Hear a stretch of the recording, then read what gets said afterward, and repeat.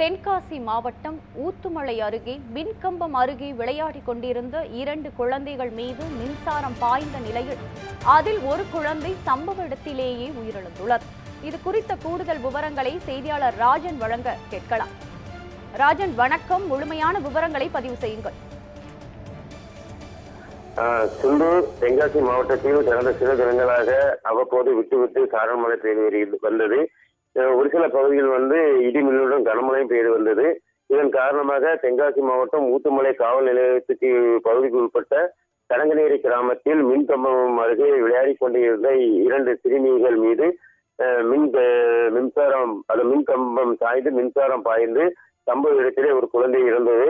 மற்றொரு குழந்தை உயிருக்கு ஆபத்தான நிலையில் சங்கங்கோயில் அரசு மருத்துவமனை சிகிச்சைக்காக அனுமதிக்கப்பட்டு வருகிறது. அதாவது மருத்துவமனை சிகிச்சைக்கு அனுமதிக்கப்பட்டுள்ள குழந்தை ஒரு அபாயமான கட்டத்தில் இருப்பதாக தெரிவிக்கின்றனர்.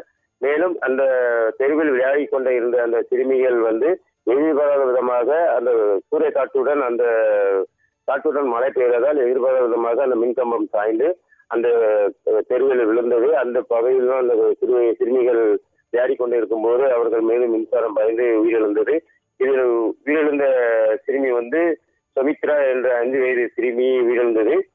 மேலும் பிரிஷா 9 வயது குழந்தை தற்போது மருத்துவமனை சிகிச்சை பெற்று வருகின்றனர்.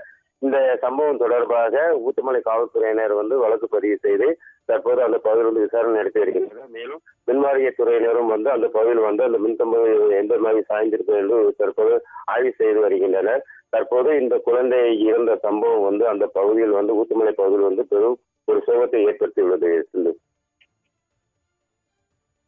மின்கம்பம் அருகே விளையாடி கொண்டிருந்த குழந்தைகள் மீது மின்சாரம் தாக்கியதில் குழந்தை பரிதாபமாக உயிரிழந்திருக்கிறார். இது குறித்து கூடுதல் விவரங்களை வழங்கியதற்கு நன்றி ராஜன்.